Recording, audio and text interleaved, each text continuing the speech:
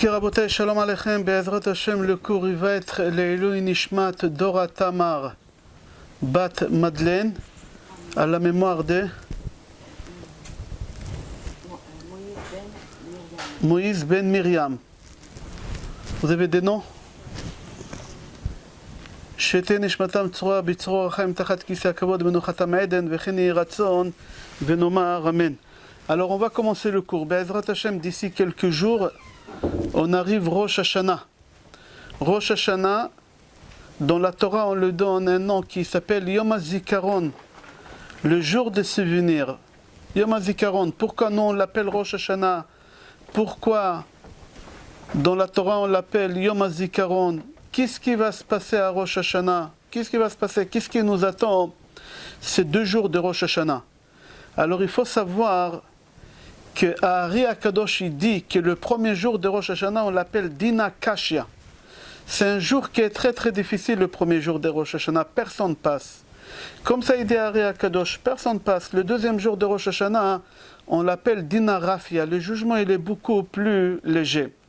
Et dans les 2 jours de Rosh Hashanah, on va lire la Torah. On va faire sortir un Sefer Torah et on va lire la Torah les 2 jours de Rosh Hashanah.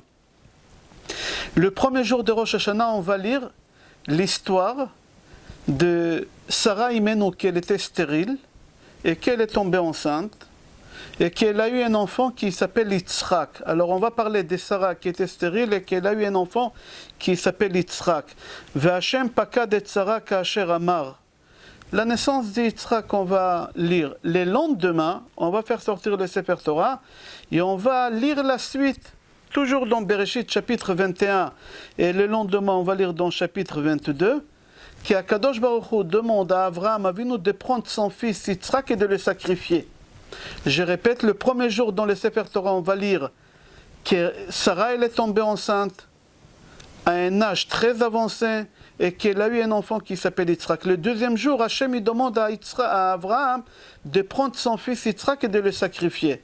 Quel âge il avait Yitzhak? Yitzhak il avait 37 ans, c'était pas un bébé, il avait 37 ans. Yitzhak il pouvait dire non, mais Yitzhak il n'a pas dit non, au contraire il a dit à son père comment il faut faire les choses. Et quel jour c'était le sacrifice? À Rosh Hashanah. Le Zohar HaKadosh, Rabbi Shimon Bar Yochai dit, chaque fois qu'on se marquait dans la Torah Hayom, on parle de quel jour de Rosh Hashanah? Dans toute la Torah, chaque fois quand vous voyez Hayom, c'était le jour de Rosh Hashanah.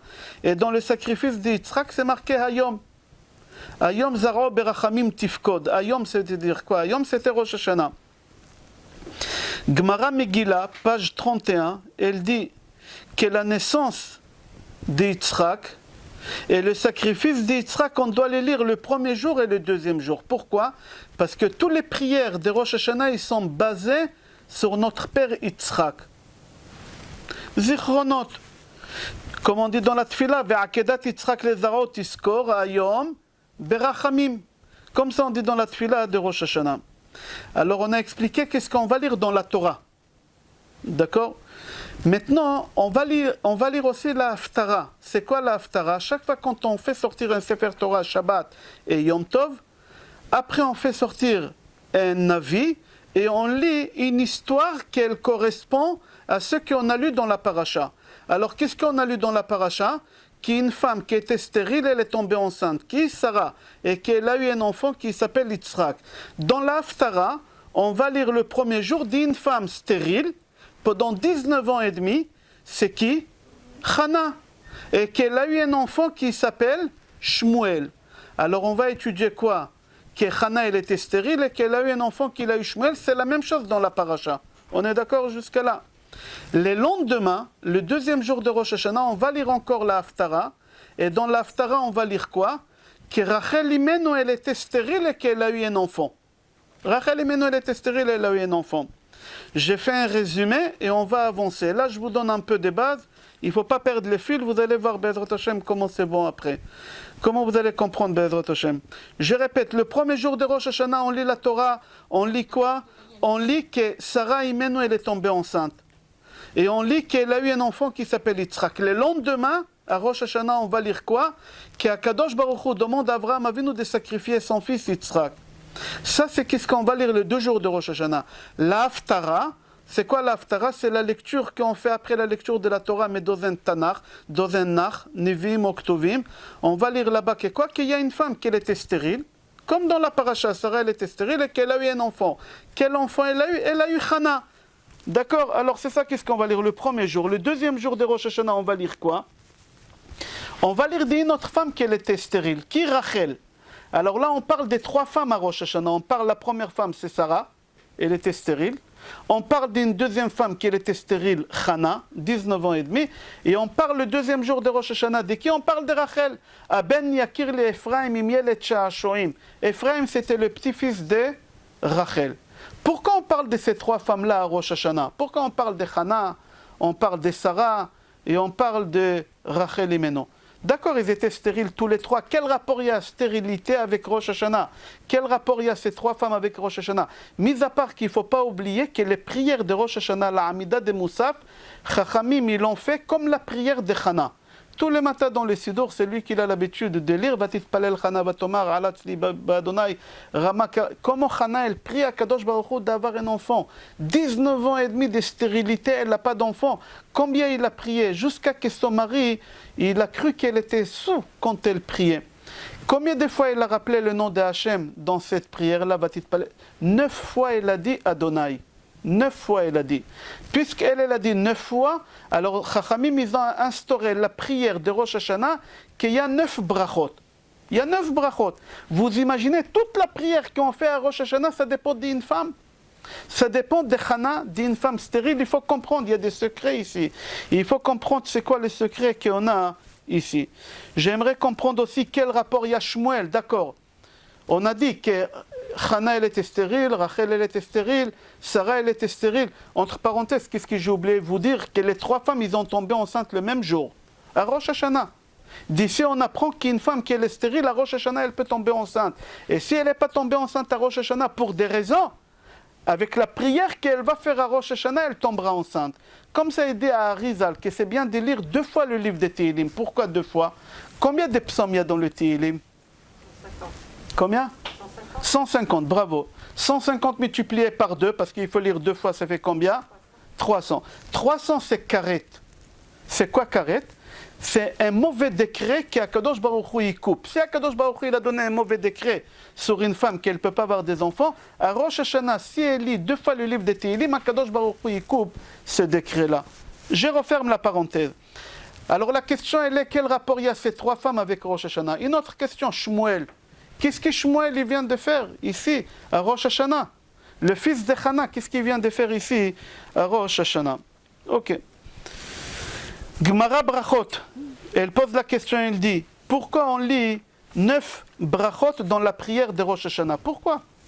Alors on répond, Mishnah Brura, Siman Tafkuf Peidalet, il dit, la raison est que Chana, elle a prié, elle a dit 9 fois le nom de Hachem à Rosh Hashanah. Comment à Rosh Hashanah, on va voir tout à l'heure. Mis à part, ça s'est rapporté dans Gemara Rosh Hashanah, page Yud.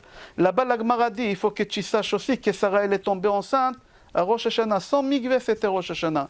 Rachel, sans migvé, c'était Rosh Hashanah. Chana, sans migvé, c'était Rosh Hashanah. Et ces 3 femmes-là, qui étaient stériles pendant des dizaines d'années, pas pendant des dizaines d'années, ils sont tombés enceintes le soir de Rosh Hashanah. Alors c'est pour ça, on lit la paracha, que Sarah, elle est tombée enceinte, on lit à Rosh Hashanah, parce que Sarah elle est tombée enceinte à Rosh Hashanah, mais ça ne me répond pas pourquoi on lit Sarah. Tout Rosh Hashanah c'est basé sur les femmes. Toutes les prières que les hommes ils sont à la synagogue et que les femmes ils ne sont pas obligées. Les femmes ils ne sont pas obligées, mais toutes les prières c'est les femmes. Où ils sont les hommes? On a ici Shmuel, j'aimerais comprendre ce qui se passe aussi avec Shmuel. On va comprendre Bezrat Hashem tout à l'heure. Alors venez, on va voir ce qui est marqué dans la Haftara de Rosh Hashanah, c'est rapporté dans les livres Shmuel. D'accord? Tome 1, chapitre 1. C'est une histoire qui s'est rapportée là-bas. Il y a une femme, qu'elle s'appelait Chana, que son mari s'appelait Elkana. Ils étaient mariés 10 ans. Chana et Elkana, ils étaient mariés 10 ans.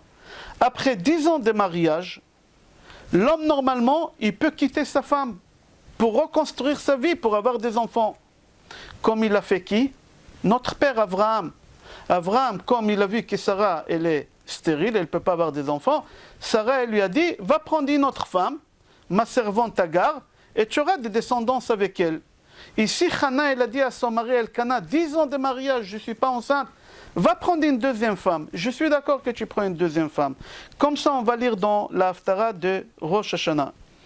Et qu'est-ce qu'il fait Elkana? Il va prendre une deuxième femme qui elle s'appelle Pnina. Elle est connue l'histoire, Hana et Pnina, les deux femmes d'Elkana. C'est rapporté dans Yalkut Shimoni. Il faut que tu saches que cette femme-là, Pnina, c'était pas n'importe qui. C'était une femme sainte. C'était une tzadeket, cette femme-là. Et en 9 ans et demi de mariage qu'Elkana il est marié avec Pnina, il lui a apporté 10 gosses. C'était une femme très fertile, on dit en français. Chaque année un enfant, tous les 10 mois un enfant il lui a ramené. En 9 ans et demi, il a eu avec elle 10 enfants. Alors total, combien de temps Hana elle est mariée avec lui? 19 ans et demi. Si après 10 ans de mariage, il lui a dit prends Pnina, il a pris Pnina, 9 ans et demi, il a 10 gosses, c'est-à-dire que Hana elle est stérile, ça fait 19 ans et demi qu'elle n'a pas d'enfant. Son mari, Elkana, il avait l'habitude. Comme ça, on va lire tout ce que je vous dis, ça, qu'est-ce qu'on va lire à Rosh Hashanah dans la Haftara. Elkana, il avait l'habitude d'y aller au Beth Amikdash. C'était à l'époque de Beth Amikdash. Il avait l'habitude, de Mishkan, pas Beth Amikdash, de Mishkan. Il avait l'habitude d'aller, on va dire, au Beth Amikdash 4 fois par an. Normalement, on y va 3 fois. On y va à Pessah, on y va à Shavuot, on y va à Sukkot. Et lui, il avait l'habitude d'aller à Rosh Hashanah. C'est-à-dire, sa femme, elle est partie au Mikveh où?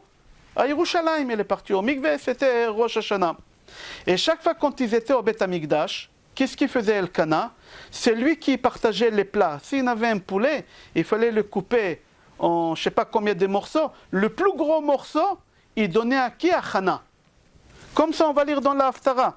C'est marqué comme ça. Velechana iten mana achat apaim. Il lui a donné une double portion par rapport à tout le monde. Pourquoi? Qui est Hana à Ève? Parce que c'est la seule femme qu'il a aimée. Il n'a pas aimé aucune femme. S'il a pris Pnina, ce n'est pas parce qu'il a aimé. On ne peut pas oublier la première femme. C'est impossible d'oublier la première femme. Il a aimé cette femme. C'est pour ça qu'il lui a donné. Va Adonai sagar rachma. Mais Akadosh Baruch Hu, il a rendu stérile cette femme et elle ne peut pas avoir des enfants. Et Rosh Hashanah, qu'est-ce qu'il fait Elkana? Il donnait à Hana une double portion. Il faut comprendre pourquoi il lui a donné des doubles portions à Rosh Hashanah.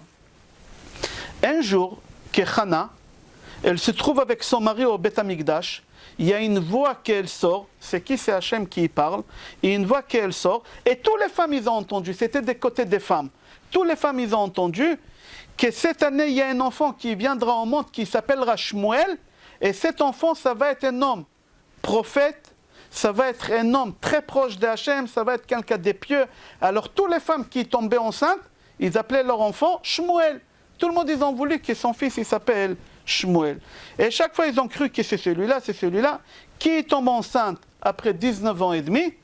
Hana, après 19 ans et demi de stérilité, elle a un enfant, et elle l'appelle Shmuel, et tout le monde, ils ont compris maintenant que l'enfant Shmuel, qu'Hachem il a parlé, c'est celui-là, c'est le fils de Hana.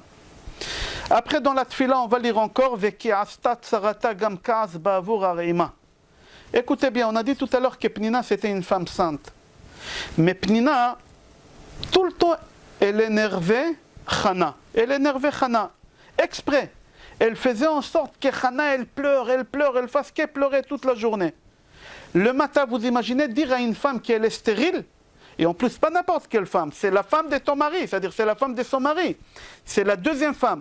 Tous les matins, Pnina disait, dis-moi, tu ne réveilles pas tes enfants pour y aller à l'école? Vous imaginez, vous dites à une femme qui n'a pas d'enfants, tu ne réveilles pas tes enfants, tu n'accompagnes pas tes enfants à l'école, tu ne prépares pas un goûter à tes enfants, ils vont rentrer à l'école, tu ne vas pas chercher tes enfants à la sortie d'école. Comme ça, elle lui disait. Et elle lui faisait pleurer tout le temps comme ça. Et le soir, elle lui disait, dis-moi, tu laves pas tes enfants avant de monter au lit? Ah, tu n'oublies pas de dire à tes enfants de brosser les dents avant qu'ils montent au lit. On va lire ça dans la paracha. Quelle cruauté! Et qu'est-ce qu'ils disent Chachamim? Encore pire que ça, chaque fois quand elle était enceinte, une femme quand elle est enceinte, elle a beaucoup de trucs bleus sur le ventre, je ne sais pas comment on appelle ça en français, alors il faut mettre de l'huile pour que ça parte. Qui faisait l'huile? Hana. Personne d'autre, aucune femme elle me touche. Quelle cruauté prendre une femme qui est stérile, et en plus avec pas n'importe quelle femme, avec la femme de mon mari faire une chose pareille. Et quand elle a accouché, personne ne va couper le cordon. Il n'y a que toi, Hana, tu vas couper le cordon. Quelle cruauté cette femme-là! Et Chachamim ils disent, on te prévient, cette femme-là, c'est pas n'importe quelle femme. C'est une femme sainte.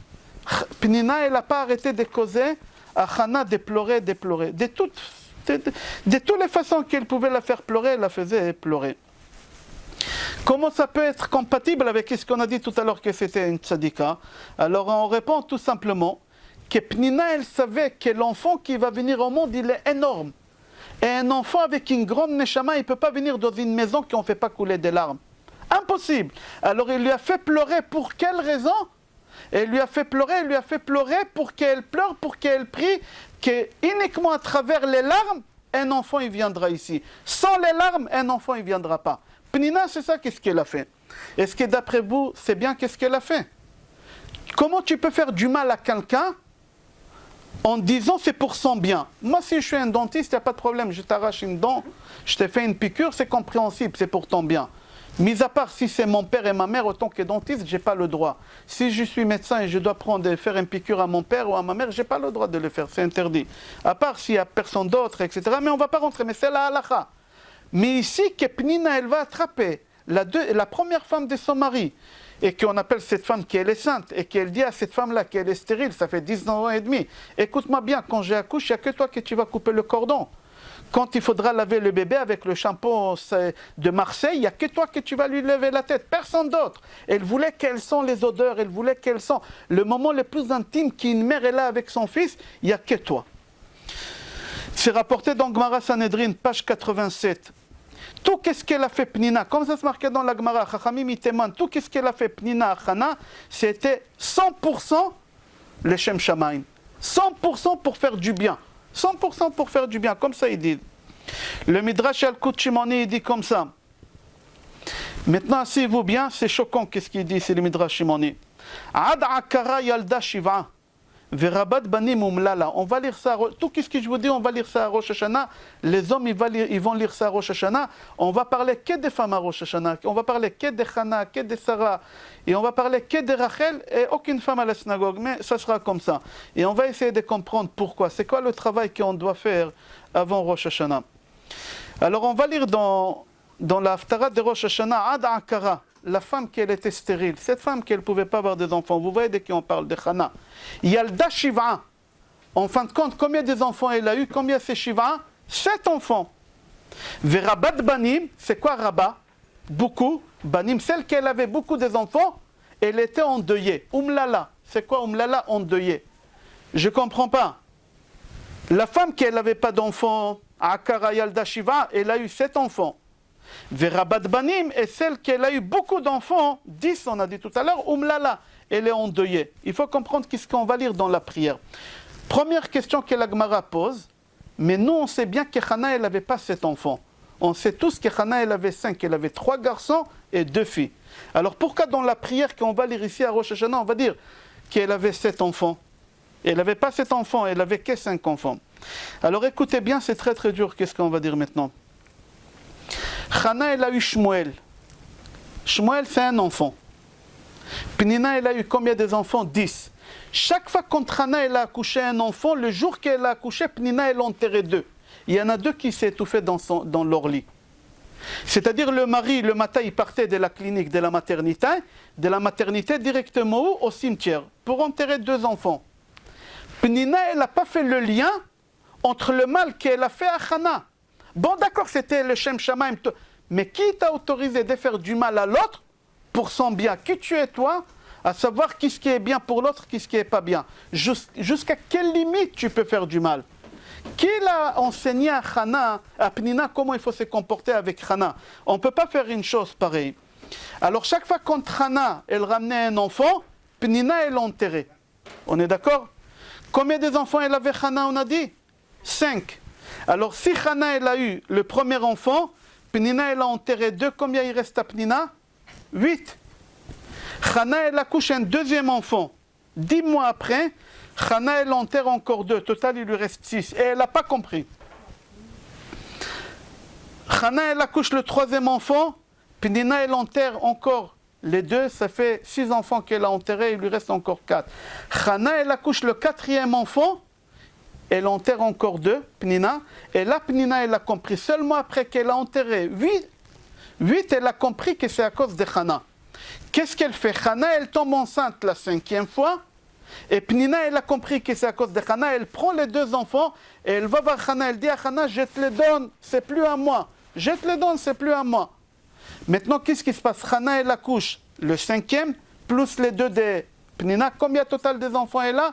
8, 7. 5 plus 2. Alors la Gemara, elle répond, tu sais pourquoi on dit que Hana, elle avait 7 enfants? En réalité, Hana, elle avait que 5 enfants, 3 garçons et 2 filles. Pourquoi? Pour la simple raison que Pnina, elle a compris qu'à la fin, après qu'elle a enterré 8 enfants, que c'est à cause de Hana, elle est partie, elle lui a donné, c'est pour ça qu'elle en a 7.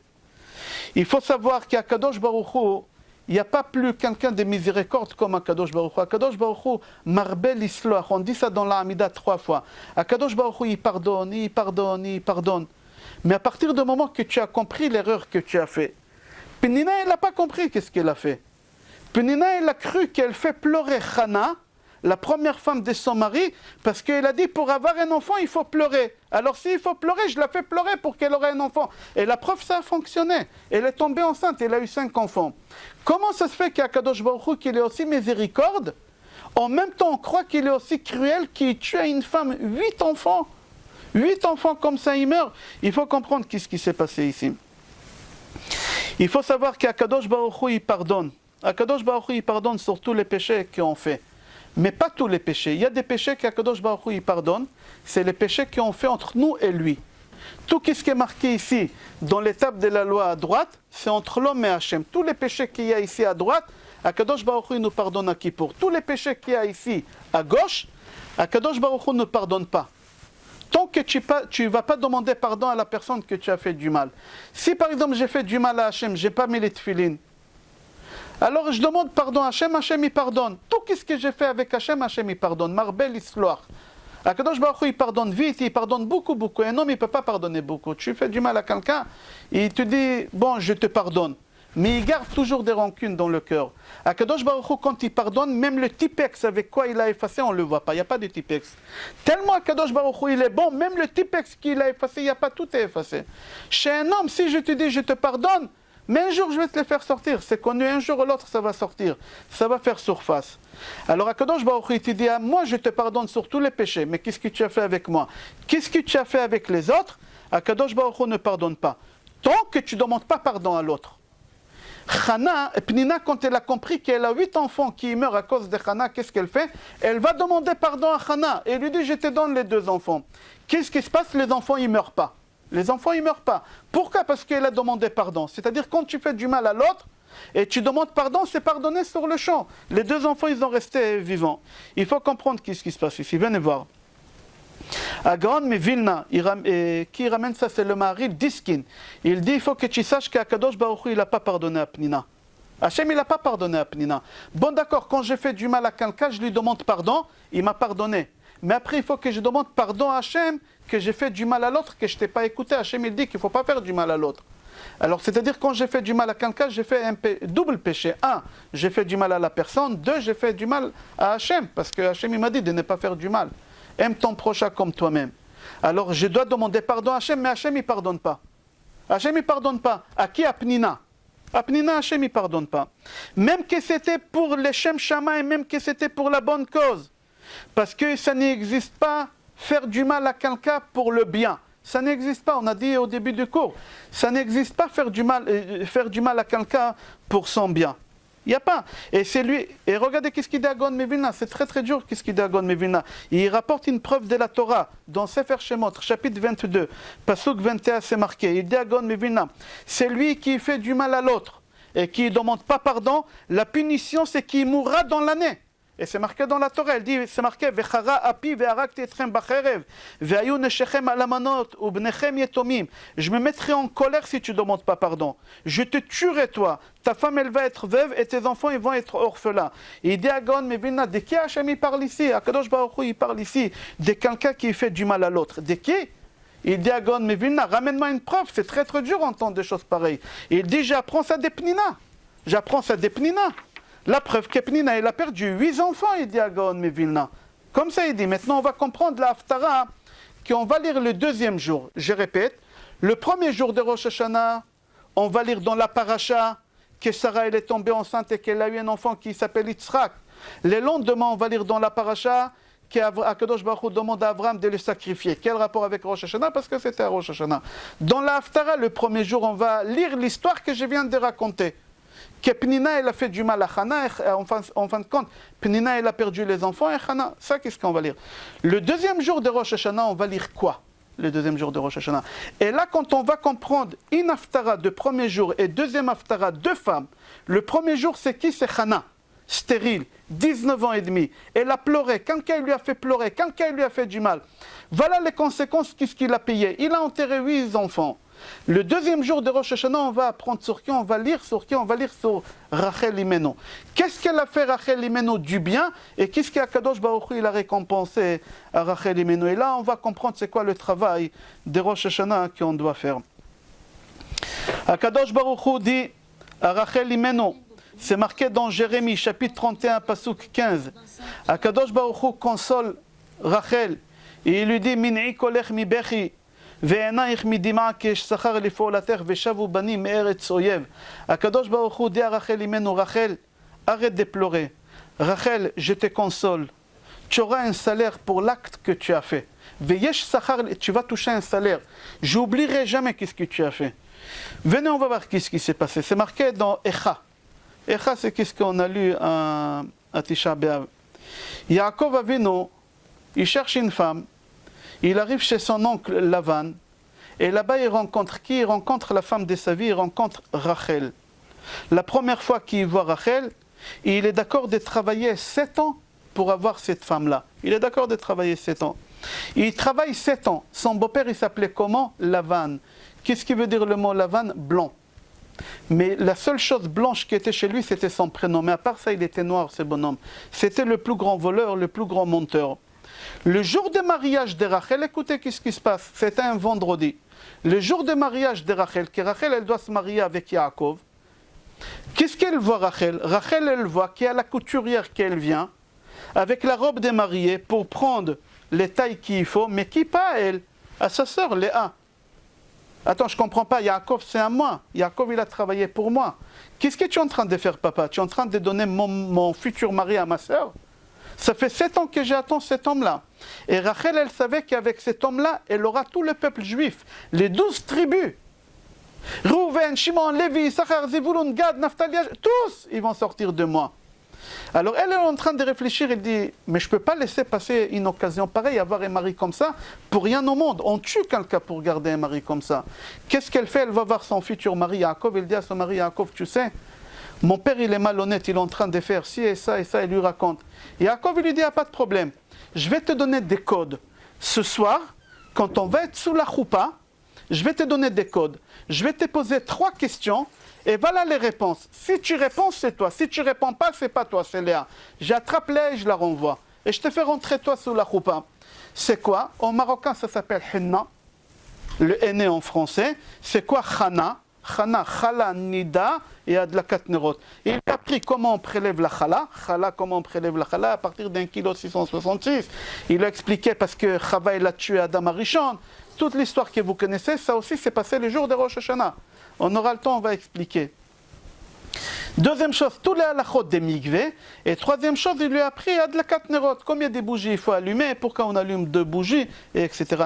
Rachel il lui dit d'accord, voilà les 3 codes. Chana.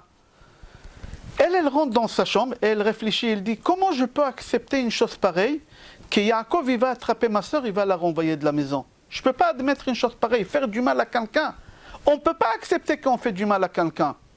On peut pas. Je ne peux pas accepter une chose pareille. Vous savez c'est quoi le plus grand péché au monde? Le plus grand péché au monde. C'est encore pire de prendre du pain à Pessah et de faire rentrer de cochons et de le manger. À Pessah, manger du pain et avec des cochons. Le pire péché au monde, c'est quoi? Le plus gros péché, c'est vivre avec d'anxiété, des peurs. Vivre avec la peur, c'est le plus gros péché. Il y a pas tu peux manger à Kippour, c'est encore moins grave.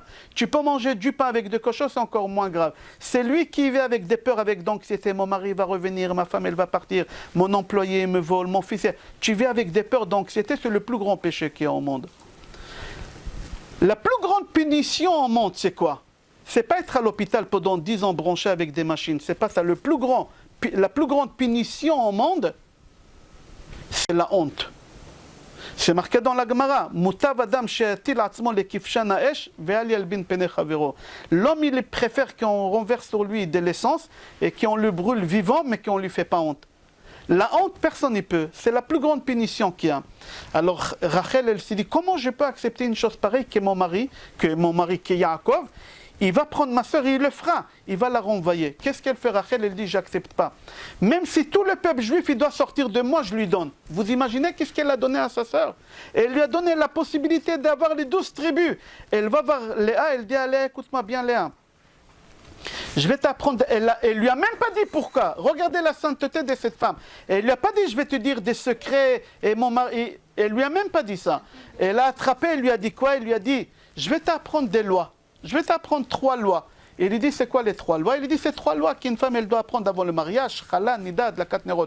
Léa, elle lui a dit, merci. Vendredi arrive le mariage. Et Lavan, comme il était malhonnête, il a tardé le mariage, tardé, jusqu'à que Shabbat il est rentré. Dès que Shabbat il est rentré, qu'est-ce qu'il a fait? Il a ramené des goïms qui éteignent les bougies où il y a la choupa. Alors on est dans l'obscurité. Et Yaakov, il voulait qu'on allume les bougies pour voir avec qui il se marie sous la choupa. Mais le problème, c'est Shabbat. On ne peut pas demander à un goy, comme ça c'est marqué dans le Midrash. Qu'est-ce qu'il a fait? Il était obligé de se marier dans l'obscurité, mais il a demandé sous la choupa à Léa les 3 codes. Et Léa, elle répond. Et Yaakov, il croit que c'est Rachel. Qu'est-ce qu'il fait? Il se marie avec elle. Il se marie avec elle. Qu'est-ce que Rachel, elle vient de faire? Elle vient de faire le contraire de la Haftara qu'on a lu la veille. La veille, on a lu que quoi? Que la première femme et la deuxième femme de mon mari, elle m'a fait que du mal, elle m'a fait que pleurer. Elle était cruelle. Le deuxième jour, on est en train d'apprendre quoi? Qu'est-ce qu'une femme, qu'est-ce qu'elle peut faire? Elle est d'accord de perdre Olam Haba. Elle est d'accord de perdre tous les tribus. Uniquement pour ne pas faire du mal à sa sœur, pour ne pas faire honte à sa sœur. C'est marqué dans le Midrash. Quand Akadosh Baruch Hu, il a détruit le Beth Amikdash. Quand Hachem, il a détruit le Beth Amikdash. Et Nebuchadnezzar, il nous a ramenés en exil en Babylonie. Avraham, il est parti chez Akadosh Baruch Hu, il a dit Hachem, aidez la pitié sur mes enfants. Et Avraham, il demande, et Hachem, il dit, stop, arrête. Yitzhak, il vient, il dit Hachem, n'oublie pas, à 37 ans, je me suis fait sacrifier, je pouvais dire à mon père non. Mais pour toi, j'étais d'accord. Laisse. Qui est d'accord de mourir? Hachem, il dit, tais-toi. Je ne veux pas t'écouter. Yaakov, il vient. Il dit à Kadosh Baruch Hu les choses. Hachem, il dit, tais-toi. Hachem, il écoute ni Abraham, ni Yitzhak, ni Yaakov. Rachel, elle voit ça, elle saute, Rachel. Et elle dit à Kadosh Baruch Hu, Hachem, tu sais, je suis une femme. Une femme, elle est jalouse de nature. Il n'y a pas plus jaloux qu'une femme. Tu imagines, j'ai donné ma soeur à mon mari. Je lui ai tout donné.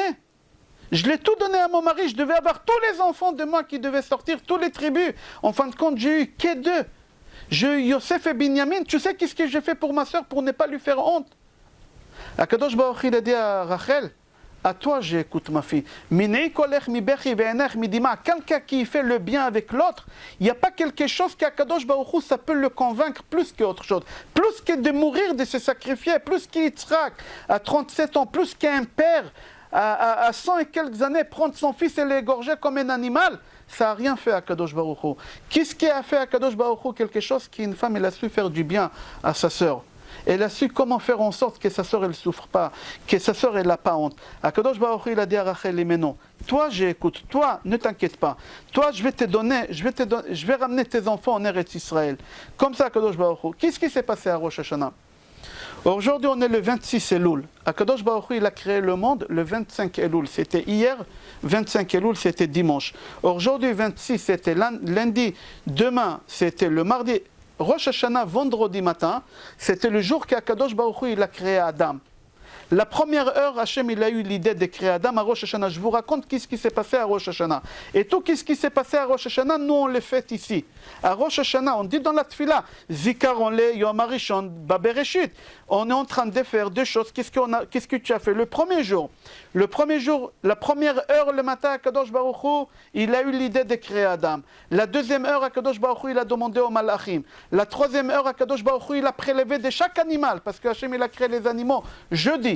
Il a prélevé, c'est pour ça une femme, elle prélève la chala, un peu de partout. Hachem, il a prélevé de chaque animal. C'était la 3e heure. La 4e heure, Akadosh Baruch Hu, il a mis dans une bassine. La 5e heure, Hachem, il a mis de l'eau. Il a malaxé, je crois, il a pétri, on dit. La 6e heure, Akadosh Baruch Hu, il a formé le corps de l'homme. C'est pour ça la chala, elle doit être en longueur, comme le corps, le forme d'un corps. En Israël, les kabbalistes, ils ont l'habitude de faire aussi rond. Pourquoi c'est comme la tête? Pourquoi la tête? Parce que Hachem, il a créé la tête d'Adam. Pas des animaux, de Beth Amikdash, il a pris là-bas, il a créé la tête. Alors la tête, elle est ronde. Chacun d'après ses habitudes. La 6e heure, Akadosh Baruch Hu, il a formé le corps. La 7e heure, Akadosh Baruch Hu, c'était Rosh Hashanah, il a pris shofar. Et il a insufflé la neshama à Adam Arishon le jour de Rosh Hashanah. C'était la 7e heure et Adam Arishon, il s'est mis debout. C'était vendredi. Et il a écrit le Tehillim. Adonai Malach Geut Lavesh, il a écrit Mizmor Shir Leom Shabbat, merci à Kadosh Baruch Hu parce que Shabbat il est rentré. C'était la 7e heure. La 8e heure, à Kadosh Baruch Hu, il a dit à Adam Arishon et à Chava, vous mangez pas de l'arbre de la connaissance. La 9e heure, Adam il a dormi, le serpent il a eu des rapports avec Chava, la première femme Sota au monde, c'était Chava, il a eu des rapports avec elle et il a demandé à Chava de manger de l'arbre de la connaissance et elle a mangé de l'arbre de la connaissance. La 10e heure, ce mari il se réveille. Et Chava, elle s'est dit, Akadosh Baruch Hu, il a dit, le jour que tu mangeras de l'arbre de la connaissance, tu mourras. Chava, elle a dit, je vais mourir aujourd'hui, parce que Hachem, il a dit. Et moi, j'ai mangé, j'ai péché, je vais mourir. Et il a dit, je ne veux pas mourir seul, il faut que mon mari meure avec moi. Je n'accepte pas que mon mari, il aura une autre femme. Parce que si moi je meurs, Hachem il va créer une autre Chava. Et je ne veux pas. Il a dit à son mari, il a dit, tu meurs avec toi et tu ne mangeras pas. Qu'est-ce qu'elle a fait? Elle a obligé Adam Arishon de manger. Pas seulement Adam Arishon. Toutes les créatures, c'est pour ça que tous meurent. Il y en a 2 personnes qui ont refusé. Rofachol, en français ça s'appelle le phénix, je crois, qui est né de ses cendres, il ne meurt pas pour la simple raison qu'il a refusé. Et deuxième chose, on a Etzem Luz ici derrière qui a refusé, c'est pour ça de là-bas la résurrection des morts. C'était la 10e heure. La 11e heure, Hachem il a convoqué Adam et Chava au tribunal. La 12e heure, Yatzou Bedimos, ils ont sorti gagnants.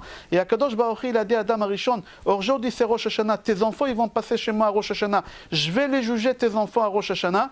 Et ils vont sortir gagnants, comme toi tu es sorti gagnant. Comment Hachem peut dire qu'on va sortir gagnant?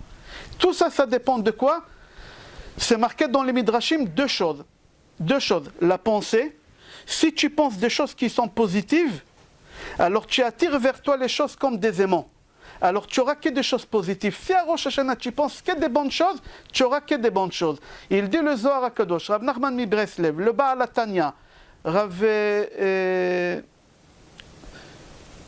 Agon Mevilna, il y a 7 rabbinim qui disent que tu es en train de tracer ton itinéraire de l'année, le premier jour et le deuxième jour de Rosh Hashanah. Akadosh Baruch Hu à Rosh Hashanah, il ne va pas te juger par rapport à tes actions. Akadosh Baruch Hu, il ne va pas te juger si tu as fumé Shabbat ou tu n'as pas mangé kasher. Ça, c'est pas ça qu'est-ce qu'Hachem il juge. Hachem, il va te juger par rapport à tes pensées. Comment tu penses? Tu es joyeux, tu es content, tu penses positif, alors tu es en train de tracer ton itinéraire. Tu as peur, tu es anxieux, tu pleures, tu es triste, alors tu es en train de... C'est les 2 choses qu'Akadosh Baruch Hu, il va regarder en toi le jour de Rosh Hashanah. Pourquoi? Parce que c'est le contraire de Chana et de Pnina et le contraire de Rachel et Menon. Pourquoi? Parce que Pnina, elle a fait pleurer Chana. Ça, c'est la tristesse. Qu'est-ce qu'elle a fait Rachel? Rachel, elle a peur pour ses enfants. Comme chaque mère juive, elle a peur pour ses enfants. Et elle pleure tout le temps. Les Français, ils ont l'habitude, quand ils partent en Israël avec le vol de 11h30, il est connu ce vol-là d'El Al. Tous les soirs à 11h30, il y a un vol. On arrive en Israël à quelle heure? À 5h du matin. Tu sors de l'aéroport, à 6h, tu arrives à l'hôtel, on te donne la chambre qui est à 14h. Qu'est-ce qu'ils font tous les Français? Je vais au hôtel. Puisque tout est fermé, alors tout le monde, ils vont au hôtel, ils font charkit là-bas, ils se promènent, ils prennent des photos et tout, qu'est-ce que tu veux. Rav Ovadia Yosef, il dit, le meilleur endroit pour aller prier mieux que le hôtel, c'est aller sur la tombe de Rachel. Pourquoi? Parce que Rachel, elle pleure tout le temps, elle n'arrête pas de pleurer pour nous, c'est notre mère, jusqu'à que le Mashiach vienne. Si tu veux prier et être exaucé tout de suite, plus vite que le kotel, Rav Ovadia Yosef, il dit, c'est chez Rachel Imenu, et les gens ils vont au kotel au lieu d'aller chez Rachel Imenu. Pourquoi Rachel Imenu? Parce que Akadosh Baruch Hu, il a promis à Rachel Imenu, je te donne un salaire pour ce que tu as fait. Qu'est-ce que tu as fait? Je te donne un salaire. Quel salaire? Que tout celui qui vient sur ta tombe, Et il va prier, je vais exaucer sa demande. C'est ça qu'est-ce que... Et pourquoi Hachem lui a donné un salaire à Rachel, pas à Abraham, pas à Yitzhak, pas à aucun homme, qu'à une femme. Et c'est pour ça à Rosh Hashanah, on est entouré que des femmes à Rosh Hashanah. Rachel, Sarah, Hannah, pourquoi tout ça? Parce que Rachel, l'acte qu'elle a fait, aucune femme elle est capable de faire. Ça, qu'est-ce qu'il a dit Rachel à Hachem? Hachem, la femme de nature, elle est jalouse. Elle ne peut pas accepter une chose pareille, que son mari part avec quelqu'un d'autre. Regarde, qu'est-ce qu'elle a fait les jours de Rosh Hashanah, qu'est-ce qu'elle a fait Chava. Chava, elle a voulu tuer son mari. Elle était d'accord de mourir, mais que son mari ne part pas avec quelqu'un d'autre. Regarde-moi, qu'est-ce que j'ai fait. Akadosh Baruch Hu, il a dit, c'est ça le travail de Rosh Hashanah. C'est quoi le travail de Rosh Hashanah? Savoir comment faire du bien autour de toi. Comment faire l'autre. Quand on dit Ve'afta lereacha kamocha, quand il dit Rabbi Akiva Ve'afta lereacha kamocha, aime ton prochain comme toi-même. C'est quoi aime ton prochain comme toi-même? C'est qui ton prochain? Rabbi Akiva, avant de mourir, il a changé. C'est lui qui il a dit aime ton prochain. Il a dit c'est impossible qu'un homme il aime un homme comme lui-même. Je ne peux pas aimer mon prochain, mon frère comme moi-même. C'est impossible qu'un homme il aime un autre homme. Moi je ne peux pas aimer ma voisine comme moi-même. Rabbi Akiva, il a changé, il a dit aime ton prochain comme toi-même, ça peut être qu'entre une femme et son mari, qu'entre un mari et sa femme. On ne peut pas aimer l'autre comme soi-même si ce n'est pas ta femme et ce n'est pas ton mari. Les gens ils croient que l'amour il existe. L'amour n'existe pas, il n'y a pas l'amour. L'amour c'est que dans les romans. L'amour c'est que dans les films. L'amour, ça n'existe pas. L'amour, il s'est construit. Il s'est construit avec le temps. Mais on appelle ça l'amour parce que les gens, ils fantasment, on dit en français. Les gens, ils rêvent, ils voient des films, ils lisent des Roméo et Juliette, et je ne sais pas tout, qu'est-ce qu'ils voulaient. Mais tout ça, c'est faux. Au début, on a le coup de foudre. Au début, c'est la foudre et après, c'est le coup. L'amour, ça se construit. C'est quoi l'amour? C'est savoir qu'est-ce que l'autre il a besoin et je lui donne tout qu'est-ce qu'il a besoin sans que j'attende de retour. Quand ma femme elle a besoin de quelque chose, je lui donne sans que j'attende. Moi quand j'ai besoin de ma femme, et c'est comme ça, c'est ça l'amour, ça se construit. Elle dépend de moi, moi je dépends d'elle, on ne peut pas s'en passer un de l'autre. On ne peut pas s'en passer et c'est comme ça. Et c'est pour ça chez les non-religieux, puisque le mariage il est basé que sur l'intérêt, sur l'intérêt il est basé, le mariage. Alors qu'est-ce qui se passe? Quand on arrive à l'âge de 50, 60 et la femme elle a des rides, elle vieillit, le mari il dit je veux des nouveautés. Moi je me suis marié avec elle parce qu'elle a des beaux cheveux. Avec l'âge les cheveux ils deviennent blancs. Alors j'ai aimé les cheveux, il n'y a plus de cheveux. J'ai aimé ses dents. Elle n'a plus les dents, ils ont tombé. Alors qu'est-ce que j'ai aimé, il n'est plus là. Alors si qu'est-ce que j'aime, il n'est plus là, alors je l'aime plus la personne. Si je me marie avec quelqu'un parce qu'il a de l'argent, c'est-à-dire que j'aime son argent et pas lui. Mais je reste avec lui parce qu'il y a quelque chose que j'aime en lui, alors je reste. Mais le jour qu'il n'aura pas la chose, je partirai parce qu'il n'y a pas d'argent, alors je ne l'aime pas. Alors moi, qu'est-ce que j'ai fait avec ma femme? C'est un travail que j'ai fait pendant des années, que je lui donne des choses qu'elle ne peut jamais les perdre. Des choses que moi j'aime, alors je l'aime, en réalité parce qu'elle a des choses que moi j'aime et qu'elle ne va jamais perdre. Parce que les jours qu'elle va perdre les choses que moi j'aime, je ne l'aimerai plus. Alors ça se travaille, ça se construit. Et chez les non-religieux, c'est par intérêt. Même chez les religieux, au début des mariages, moi quand j'étais rencontré ma femme, et vous tous ici, quand vous êtes partis rencontrer votre mari, ou les jeunes filles quand ils vont rencontrer leur futur mari, qu'est-ce que vous allez voir de lui chercher?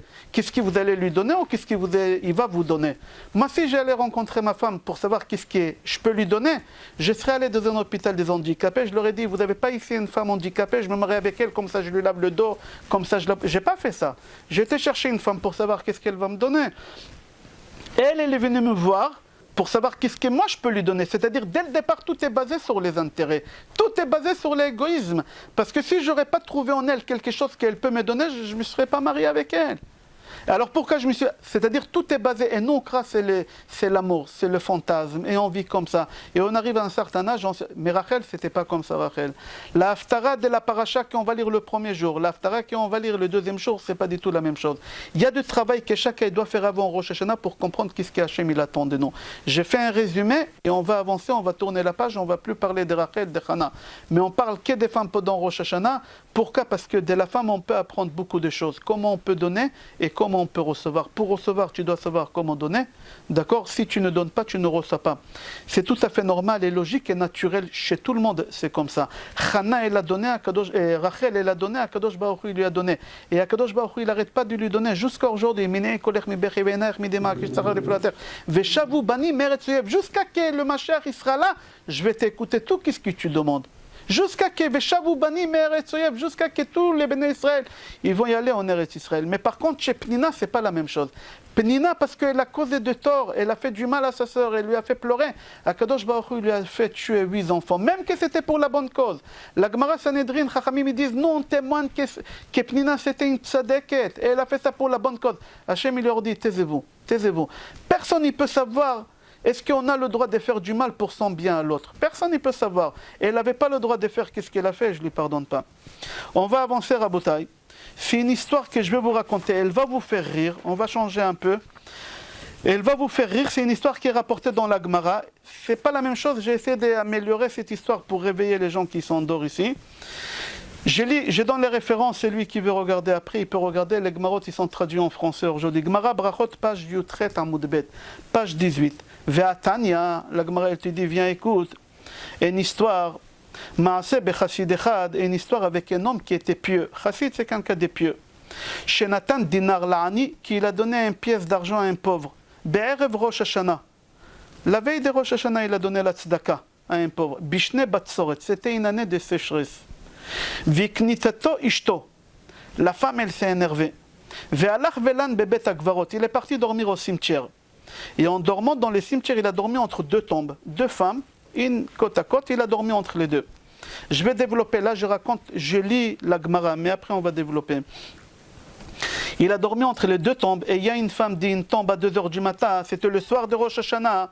Au lieu de manger la grenade avec sa femme, il est au cimetière en train de dormir là-bas. Et il y a la femme qui est à droite, elle dit à sa copine à gauche, Chaverti, ma copine, Boy venashut ba'olam, viens, on va voler dans le monde céleste. Venishma achre pargot, ma pouranout ba'alaolam. Viens, on va écouter la Parnassa. Qui va galérer cette année pour la Parnassa? Et comment on peut devenir riche cette année? En français, ça veut dire les chiffres de l'auto. Amra la Chaverta, l'autre, et lui dit, je ne peux pas venir avec toi. La pauvreté, elle était tellement énorme que mes parents, ils n'avaient pas les moyens d'acheter les ancelles, je ne sais pas comment on appelle ça en français, pour m'habiller pour l'enterrement. Alors ils ont pris un tapis en roseau, ils m'ont enroulé avec un tapis en roseau, et ma neshama, elle ne peut pas sortir. On ne va pas rentrer maintenant, ça ne nous concerne pas ça. Et il lui dit, écoute, va toi, fais le tour du monde, et viens, raconte-moi qu'est-ce que tu as entendu, comment la Parnassa, elle va être cette année.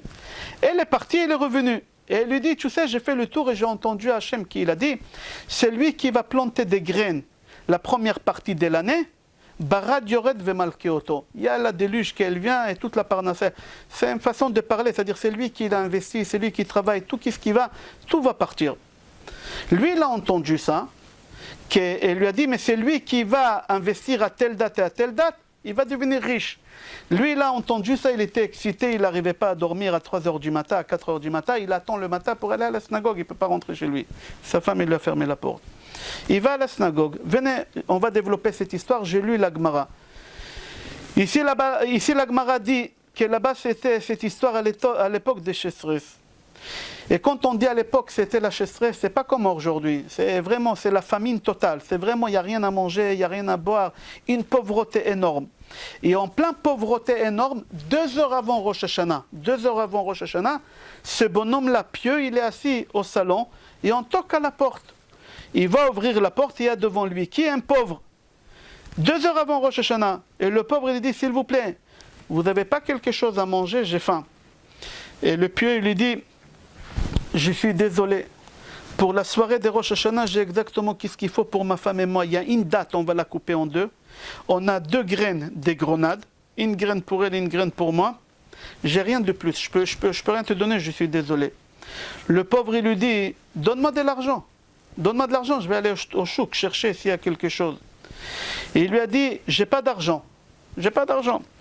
Si j'avais d'argent, j'aurais acheté plus que 2 graines. J'aurais acheté 4 pour demain soir, j'aurais acheté une date aussi pour demain, mais j'ai acheté que pour une soirée, qu'est-ce que je fasse? Et le pauvre lui dit, c'est impossible que dans une maison, il n'y a pas d'argent. Toujours il y a de l'argent dans une maison. Toujours on garde l'argent, vous savez. Il y a les trucs des pompiers rouges. Au cas de feu, il faut briser la glace. Il a dit, c'est impossible, il y a de l'argent au moment de... Il lui dit, c'est vrai, il y a de l'argent, mais c'est la seule pièce que j'ai, qu'on la garde, ma femme et moi, au cas où de... Je ne peux pas te la donner. Et l'autre, il dit, écoute, on est Rosh Hashanah, qu'est-ce que j'avais avec cette pièce-là? J'ai faim, je vais mourir de faim. Donne-moi cette pièce-là. Il lui dit, c'est la dernière pièce. Je te dis, je ne peux pas te la donner, c'est de l'argent qui ont... Il lui a mis la pression, il lui a donné.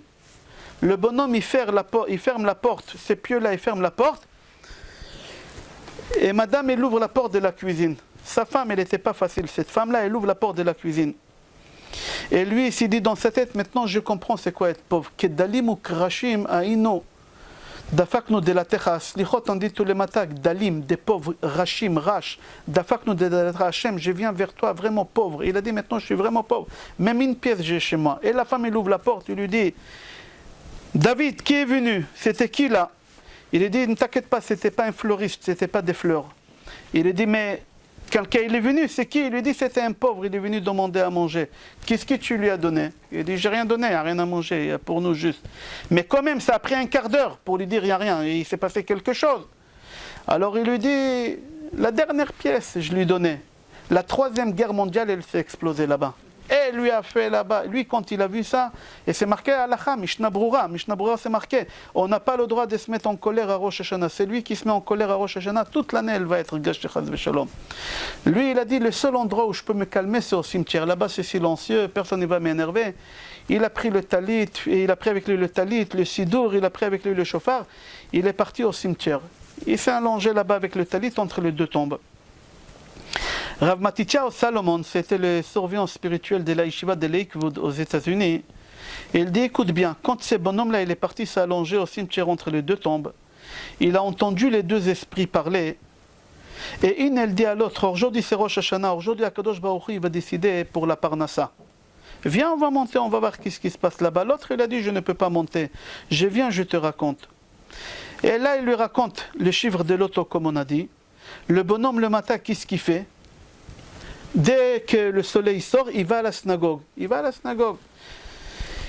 Il attend que les fêtes passent. Dès que les fêtes passent, il est en train de s'emprunter de l'argent pour investir à la date. Personne n'a de l'argent, c'est la famine, mais il a réussi à avoir un peu d'argent. Et dès que Sukkot finit, c'est fini, toutes les fêtes, c'est pas facile. 2 jours de Rosh Hashanah, après Yom Kippour, après le premier jour des fêtes. Toutes les fêtes, ils ont passé. Et tu vois, tous les gens de la synagogue, ils partaient travailler. C'est fini, ils ont pris la routine. Et les gens, le matin, ils le voient assis en train de lire. Il dit, David, tu viens pas travailler, David? C'est fini, ça fait 3 semaines, il y a les fêtes, il faut... Il leur a dit, à Rosh Hashanah, j'ai décidé de devenir rabbin. Le rabbin, il travaille pas. Moi, je suis rabbin, je travaille pas. Allez. Ils ont parti, et chacun, il a investi comme prévu. Et comme Hachem il a dit, ils ont tous perdu l'argent. Tous ils ont perdu. Une catastrophe totale. Lui il a attendu à Hanouka, comme il a vu dans les rêves, il est parti, il a investi. Le seul homme riche au monde, à tel point qu'il pouvait nourrir tout le pays. Un homme qui nourrit 60 millions d'habitants. Il faut comprendre, un homme qui nourrit 60 millions d'habitants. Il faut comprendre la façon qu'Hachem il fait les choses. Pourquoi Hachem il fait une chose pareille? C'est la question que demande Rav Matityahu Salomon. Il dit, comment c'est possible qu'Hachem il donne comme ça à une seule personne? Il répond, il dit, il faut savoir qu'Akadosh Baruch Hu il se comporte avec toi comme tu te comportes avec les autres. Comme tu te comportes, comme ça Hachem il se comporte avec toi. Ce bonhomme-là, combien de pièces d'argent il avait? Combien? Une seule. Hachem il a dit, tu seras le seul à nourrir le pays. Toi, tu as donné la dernière pièce, tu seras la dernière personne ici, dans ce pays-là, qui pourra nourrir les gens. Comme tu te comportes comme ça, Kadosh Baruch Hu, je l'ai à l'intérieur. Kefi shata mitnaeg, kacha Kadosh Baruch Hu mitnaeg itcha. Sheneemar Adonai tzilcha al yad yaminecha. Kadosh Baruch Hu, il se comporte avec toi comme ton ombre, il se comporte avec toi. Tu vas là-bas, l'ombre, il va là-bas. Tu vas là-bas, Kadosh Baruch Hu, il se comporte avec toi. On raconte une histoire pour comprendre dans Midrash Rabbah, Vaikra Rabbah, Perek Lamed Dalet, à l'époque de Rabbi Tanchuma. C'était toujours la sécheresse, la famine. Et les gens de la synagogue, ils ont dit au Rabbah, Rabbi Tanchuma, instaure un jour de jeûne, que tout le monde jeûne, femmes, enfants, vieillards, tout le monde. À Kadosh Baruch Hu, il aura de la pitié, il y a des gens qui meurent de faim, les gens ils gonflaient là-bas, ils mouraient de faim. Il a instauré un jour de jeûne, même pas un nombre de nuages. Ils l'ont dit deuxième jour, il a instauré deuxième jour, 72 heures les gens jeûnent, mais ils mangent le soir, il n'y a rien. Jusqu'à que le Rav, il a tapé sur la table à la synagogue, il leur a dit, monsieur, vous allez tous rentrer chez vous à la maison. Toutes les pièces d'argent que vous avez cachées sous les matelas, faites-les sortir et donnez-les à des pauvres. Il ne faut pas qu'il reste de l'argent chez vous à la maison, c'est ça qui bloque la pluie. Alors tous les gens, ils ont entendu ça, ils ont parti faire sortir tout l'argent, ils ont pris l'argent. Parmi tous ces gens-là, il y a quelqu'un qui prend l'argent de chez lui, il descend. Dès qu'il descend de la maison, qu'est-ce qu'il rencontre devant lui? Son ex. Son ex. Elle a faim, des habits déchirés, sans chaussures. Et elle va vers lui et lui dit à son ex-mari, depuis le jour qu'on s'est séparés, jusqu'à aujourd'hui, je n'ai pas vu un jour de bonheur. Depuis qu'on s'est séparés, je n'ai pas vu un jour de bonheur. J'ai faim. Donne-moi à manger, aie de la pitié sur moi. Lui, il a eu de la pitié sur son ex, il lui a donné l'argent. Au moment qu'il lui a donné l'argent, il y a un monsieur qui passe de la synagogue et qui voit comment le bonhomme il donne de l'argent à son ex. D'après la halakha, on ne va pas rentrer dans les détails, est-ce qu'on a le droit de donner à son ex des mahama? Est-ce qu'on a le droit de parler derrière un immeuble en cachette à son ex? On ne va pas rentrer maintenant dans ça, mais on n'a pas le droit. Alors le bonhomme, quand il voit ça, toujours on a des mauvaises pensées. Ah, il lui donne de l'argent, ah, certainement ils sont en contact. Qu'est-ce qu'il fait? Il court vers le rabbin, Rabbi Tanchuma. Et il dit à Rabbi Tanchuma, Rabbi, tu nous fais jeûner, tu sais pourquoi il n'y a pas la pluie? Moi je sais.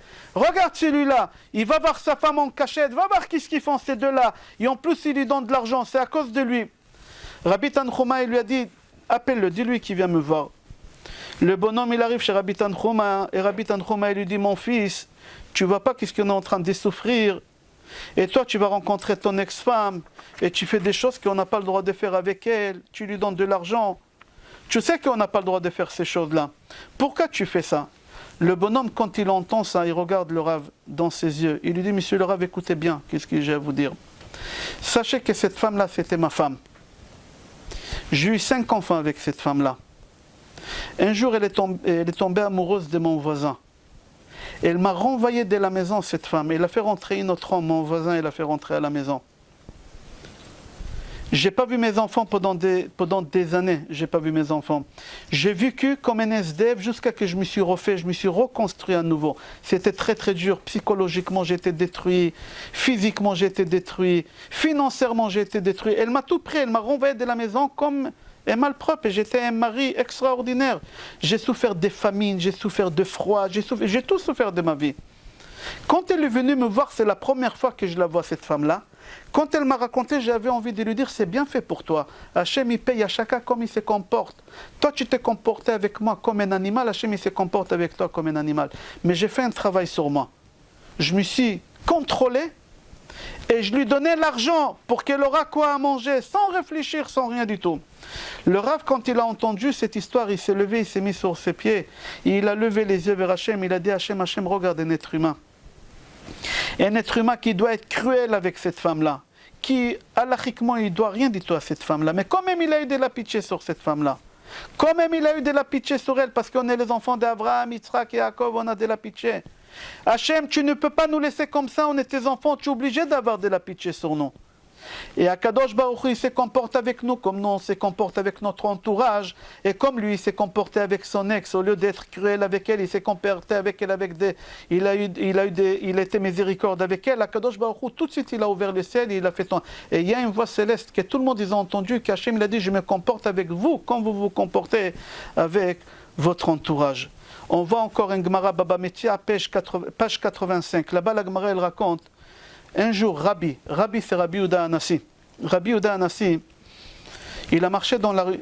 On va être en retard, je ne vais pas raconter cette histoire, elle est longue. Je vais raconter encore 2 histoires par cœur et courtes, comme ça on pourra se séparer Be'ezrat Hashem pour Rosh Hashanah et on va se retrouver Be'ezrat Hashem la semaine prochaine avant Kippour pour se préparer avant Kippour. La première histoire que je vais vous raconter, c'est pas une vraie histoire, c'est une parabole pour comprendre c'est quoi Rosh Hashanah. Il y a une femme, 35 ans, 36 ans, elle avait tout pour plaire pour elle avait tout. Elle était très intelligente, c'était une avocate, elle avait un cabinet à elle avait beaucoup d'avocats qui travaillaient pour elle, physiquement elle était très belle, cette femme intelligente, elle avait tout pour elle, mais elle n'avait pas de mari, elle n'avait pas de mazal, elle ne trouvait pas son mazal. Et elle a vu que la montre biologique, elle tourne, 36, 37, elle a dit, je ne peux pas rester comme ça, après j'aurai plus des enfants. Et elle a dit, je me suicide. Qu'est-ce qu'elle a fait? Elle est partie à la synagogue, elle a dit, le premier homme que je rencontre célibataire, je vais me marier avec lui. Et elle arrive à la synagogue et elle va à la porte de la synagogue, un SDF. Il a 30 ans. Et elle regarde, il dit, dis-moi, tu es marié toi? Il lui dit non. Et il lui dit, pourquoi tu n'es pas marié? Il dit, parce que personne ne veut de moi, j'ai pas quoi manger. Il a dit, tu veux pas te marier avec moi? Et lui, il la regarde, il a pris pour une folle, il voit une belle femme comme ça, et tu veux te marier avec moi? Qui fait une chose pareille? Il a dit, vous rigolez? Il dit, non, je rigole pas, j'ai 37 ans, j'aimerais avoir des enfants. Mais ne t'inquiète pas, il te manquera rien du tout. Tout ce qu'il te faudra, je te donnerai. J'ai les moyens, je suis une femme très très riche. Seulement tu te maries avec moi et tu sois gentil avec moi. Il a dit, il n'y a pas de problème, madame. Quand vous voulez, on se marie, mais je vous préviens, j'ai même pas avec quoi acheter le costume, même une cravate, j'ai pas. Il a dit, ne t'inquiète pas, je vous ai dit, j'ai tout ce qu'il faut, on se marie. Ils organisent le mariage, 2 semaines après, les deux, ils sont mariés. Le soir de mariage, ils passent une nuit, comment on appelle cette nuit-là? De noces, extraordinaire. Le lendemain matin, il se réveille, et cette femme, elle dit à son nouveau mari, qu'elle ne connaît pas, il lui dit, écoute, en bas au rez-de-chaussée, il y a un magasin Charles Traiteur.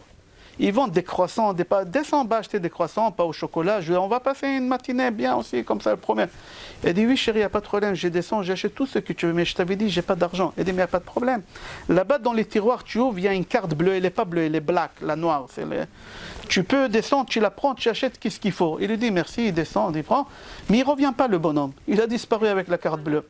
Et la femme, elle cherche, 1 jour, 2 jours, elle appelle la police, elle cherche, la famille, les frères, tout le monde cherche, mais on n'entend pas parler de ce bonhomme, il a disparu, on dirait la terre, elle a avalé ce bonhomme-là. Elle ne trouve pas ce bonhomme-là. Après 2 mois qu'elle a perdu espoir, elle a compris qu'elle s'est fait avoir, que c'était un voyou. Personne ne l'entendait parler de lui, mais elle entendait parler de lui. Tous les fins du mois, le 30 du mois, la carte bleue, pas qu'elle tombait sur le compte. Tac, tous les mois, il retirait. Et elle avait honte de prévenir la famille parce que c'était quand même bête de faire une chose pareille. Qu'est-ce qu'elle a fait? Elle avait honte. Alors elle n'a rien dit à personne. Elle a dit, de toute façon, à la fin de l'année, la carte bleue, elle est plus valable, elle est périmée. Alors j'ai dit rien du tout. Ok, la date arrive dès la fin de l'année. C'était l'anniversaire de mariage. Et elle est assise comme ça au salon. Il est 10h du soir. Et elle prend l'album des photos de mariage de ces voleurs-là. Elle est en train de feuilleter, elle regarde quand même, il était beau, il avait l'air honnête. Et elle pleure comme ça. Et en pleurant, on sonne à la porte. Et elle court à la porte comme ça, elle regarde dans le trou, qui c'est dans le Judas. Elle voit son mari, avec un bouquet de fleurs, avec un sourire d'un oreille à l'autre. Elle est toute contente, elle ouvre la porte, elle dit, mais qu'est-ce qui t'arrive? Où tu es parti? Qu'est-ce qui s'est passé? Et lui raconte une histoire à dormir debout. Elle avale l'histoire, elle le fait rentrer, il passe une nuit extraordinaire. Le lendemain matin, il dit, tu sais, Charles Traiteur, il est toujours ouvert en bas. Tu descends, il dit, tu sais, la carte bleue, elle est périmée, ça fait 48 heures. Et il dit, il n'y a pas de problème, il y a une nouvelle carte bleue là-bas, tu peux récupérer la carte bleue, tu descends en bas et tu achètes. Lui, il prend la carte bleue, il ne revient plus. Elle, de honte qu'elle s'est fait avoir une 2e fois, elle n'appelle même pas la police, elle n'appelle pas la famille. Pourquoi? Parce que quand même, c'est gros, qu'est-ce qui s'est passé 2 fois comme ça. Et elle ne dit rien du tout, et l'année, elle passe, et tous les mois, Pâques, la carte bleue, elle tombe, mais elle ne dit rien du tout. L'année, elle passe, elle est périmée. Et elle est assise comme ça, elle regarde les photos, elle pleure. Et il y a quelqu'un qui sonne à la porte, encore lui, avec un bouquet de fleurs, avec un sourire, tout, bien rasé. Mais qu'est-ce qu'il t'a... Et lui raconte une histoire à dormir debout. Elle l'avale, il passe une nuit, elle est le lendemain la carte bleue, et Charles Traiteur. Ça vous fait rire? C'est exactement non. C'est exactement non. C'est la même chose. Nous, on arrive chez Akadosh Baruch Hu. Tous les Rosh Hashanah, on arrive à la synagogue avec un sourire. Le bouquet de fleurs, c'est le sidour. Chacun, il arrive avec son talit. Et on se met à prier devant Akadosh Baruch Hu. Akadosh Baruch Hu, cette année, s'il te plaît, donne-moi la parnassa.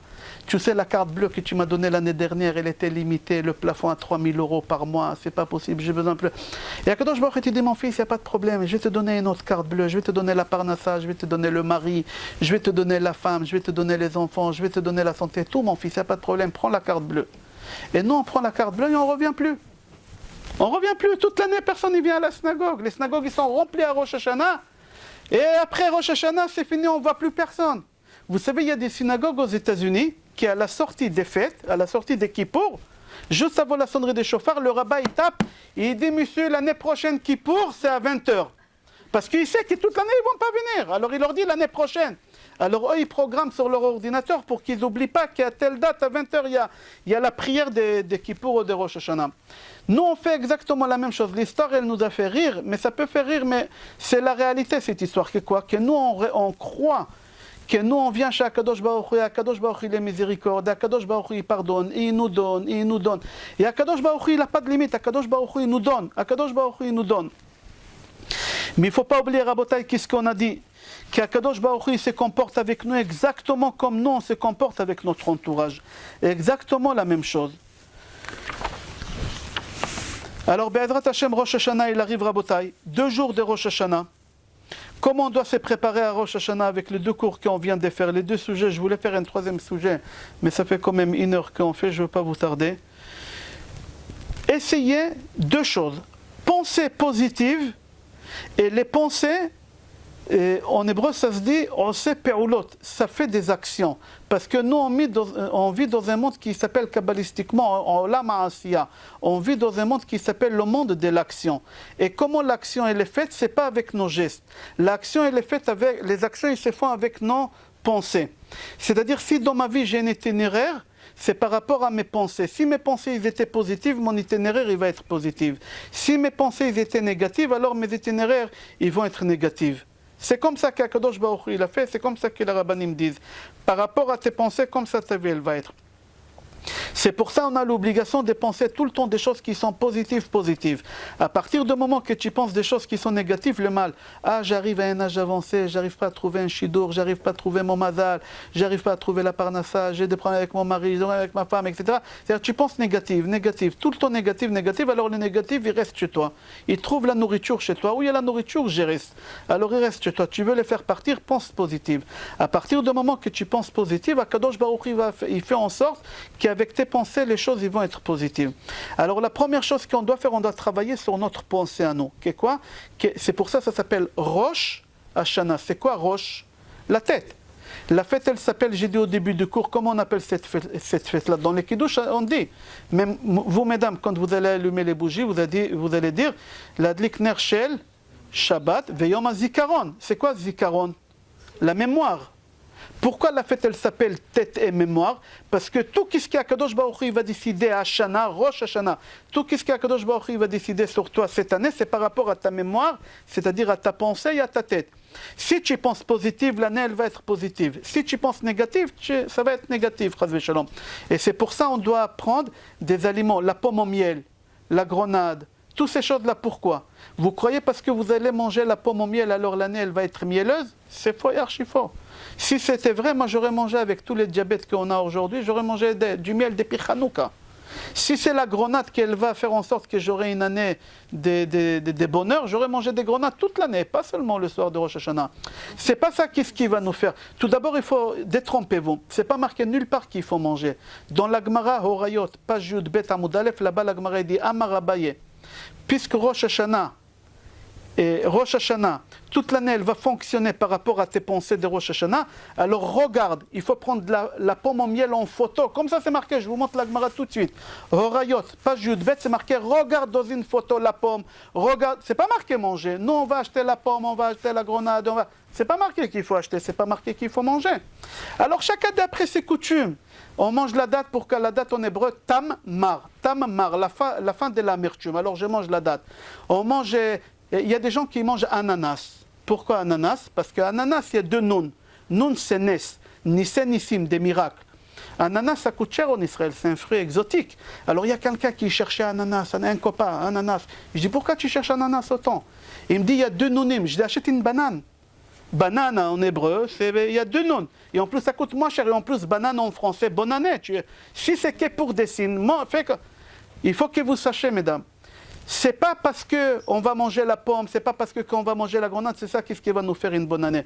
Qu'est-ce qui va nous faire une bonne année? C'est la pensée. Si on va penser positif, comme la pomme au miel, que c'est quelque chose de positif, comme la grenade, c'est quelque chose de positif, alors c'est ça qui va nous faire passer une année qui est positive. Si Chas v'Shalom, on va se mettre en colère, la dispute, et ces choses-là, ce serait une année négative. Ça, c'est la première chose qu'il faut travailler déjà sur la pensée. C'est pour ça que ça s'appelle Rosh Hashanah, la tête, Zikaron, les souvenirs, la tête. À partir du moment que tu as travaillé comme ça, alors tu auras une bonne année. La deuxième chose qu'il faut travailler, c'est sur la simcha. La simcha. Et la simcha, elle est où? Si vous prenez le mot en hébreu pensée et simcha, et la joie, c'est les mêmes lettres. Il faut déplacer les lettres. Ça fait marshava, Besimcha. C'est-à-dire, toute la joie, elle vient dans la pensée. Si tu penses positif, la simcha, elle va venir. À partir du moment que tu es joyeux, personne ne peut t'atteindre. Aucun mal ne peut t'atteindre. Tu n'as pas à craindre. Nous, on passe au tribunal devant Hachem. Hachem à Rosh Hashanah, il va nous juger. Est-ce qu'on va mourir ou on va vivre? Et quand même on va à la synagogue, au tribunal, habillé en blanc, on va manger des pommes. C'est lui qui a une convocation aux impôts, ou au fisc, au chas v'shalom, je ne sais pas pour quelle raison. Il ne mange pas, il ne boit pas, il ne se rase pas, ils sont mauvais. Le pantalon, il va tomber tellement il n'a pas mangé. Pour cas de peur qu'il ne sait pas qu'est-ce qu'il veut. Au pire, qu'est-ce qu'on fait au tribunal ici? Au pire, si on attrape quelqu'un, on lui met en prison. Hachem, ce n'est pas la prison. Hachem, il va décider est-ce qu'on va couper ta respiration, oui ou non, chas v'shalom. Et comment ça se fait qu'on mange? Parce que nous, on est sûr et certain qu'Hachem, il va nous inscrire dans le livre de la vie. Pourquoi nous, on est sûr et certain? Parce que moi, je contrôle mes pensées. Puisque mes pensées ils sont positives, l'année, elle va être positive. Alors, mesdames, à partir de maintenant, il faudra entraîner votre cerveau et moi aussi, entraîner notre cerveau de penser que des choses qui sont positives. Et comme ça, Be'ezrat Hashem, à Rosh Hashanah, on pourra contrôler nos pensées des côtés positifs et comme ça, on aura Be'ezrat Hashem une année positive. Je vous donne rendez-vous Be'ezrat Hashem mardi prochain à la même heure ici pour se préparer Be'ezrat Hashem pour Yom Kippour qui va être la semaine d'après. S'il y a des questions, on va essayer de répondre. Tu peux